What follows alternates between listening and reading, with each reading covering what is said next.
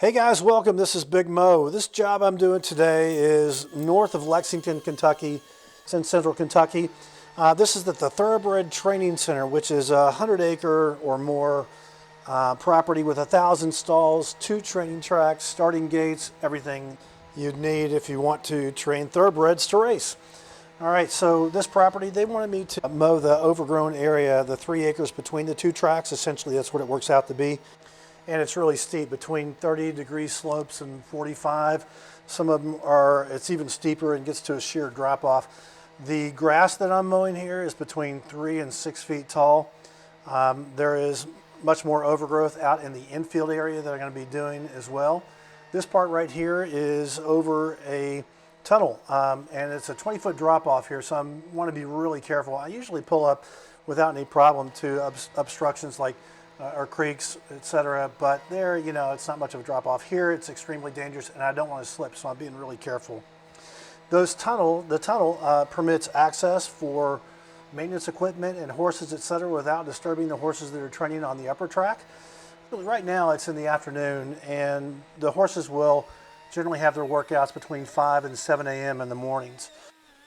And on every about 15 feet of the track, there's a slit in the track that allows the water to drain, it forms gullies and then big piles of 18 inches tall, probably of really heavy deposits of sand and dirt from the track. And that's what I'm getting stuck on here, trying to go across, which is not a problem going over it. But on the low side, if there's a honeysuckle stump there that can get stuck in between your front and rear tires, then you're in trouble. Here's what it looks like getting stuck on a 35-degree slope. Oh shit, I just fell over backwards. So that's what it looks like. Now, these are the gullies that go through here, and that's almost up to my knee. I got caught in the silt buildup, so I got down in there and I went down. I tried to come back up and I got stuck, so I rocked it back and forth and got it. Moving forward, came through here. I was trying to go up at too steep of an angle. They got big stumps in here from honeysuckle, so I came through, tried to get up here. And you can see the dirt right here from all the runoff right here. So I was rocking back and forth. And then on the other side there, you can see there's a honeysuckle growing up. There's a honeysuckle stump. So there's no getting over that honeysuckle stump without coming up this direction. That's just too steep. This is Harold. Harold's coming to the rescue, aren't you, Harold? Yeah. So Harold is in the backhoe and he pulls a little bit up, and then I wrap the slack around the teeth on the bucket, and then he pulls it up a little farther, got me out without any issues. I think he actually enjoyed the break from whatever it was that he was doing. Super nice guy. So I back out of here. I realize with those stumps and with the silt buildup, there's no way I'm going to be able to take care of that portion. So I go on about the remainder of the job, which is cleaning up all the wet areas. So they had several streams on this property with really thick weeds on it. All right, so let me tell you about my equipment. As you guys may already know, this is my 4500Z Ventrac, 32.5 horsepower Kubota gas engine. On the front is my Tough Cut deck, and I've got dual wheels that helps me stay on top of wet stuff. These reeds are really wide, densely packed and filled with moisture, so it makes it difficult to cut, especially when I'm cutting so low at only 5 inches, the second to lowest setting on my Tough Cut.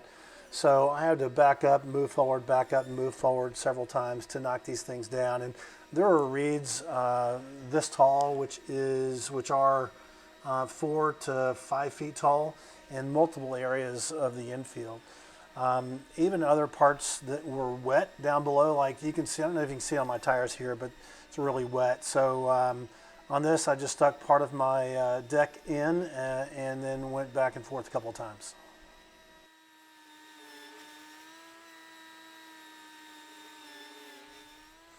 Right, so tracks that horses run on are not dirt. They're called dirt, but they're not. So they are a combination of dirt and sand, and all horse workouts take place extremely early in the morning.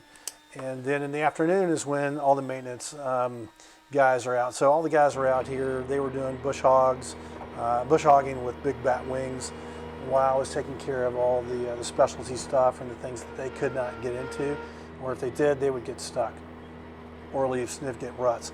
Also, this part right here is a steep area that I'm taking care of on the other side of the creek. So what they do at the track is after the horses will do all their workouts, they go out and they essentially rake it with big drag behinds behind a bunch of tractors. All the tractors are staggered in a row, and they all go around and get it taken care of, just like you would do a baseball field, for example. And then they have these big water trucks, giant water trucks that go behind and spray them and water it down. And then they come back over top of it again with the rakes, and then it's finished for the day. Sometimes they will even compact it, and they close up the dirt. So they will take a big sort of roller and come over top of it, and that preserves the moisture inside. And then before the horses come back out to work out, they'll take the rake and go back out there and open up the track, open up the sand by raking it open. And then they repeat the process in the evening if there are evening workouts. So kind of interesting stuff. So I was excited when they gave me a call. They had found my website, and I could tell that my SEO, search engine optimization stuff, digital advertising stuff was paying off. For them to give me a call. I've gotten several calls off of my website, and I've gotten 3 in the last 2 days, or day and a half actually. So here I'm doing a fence corner, areas that the big batwings can't get into, that I can with my narrow access. This is the area that I did the night before on the opposite side of where I got stuck. I was able to get a wide area, very long, almost 3/4 of the way around the track. But I broke a belt and had to come back the following day. Guys, thanks so much for watching. Smash the like button, click the bell. Thanks a lot. Take it easy.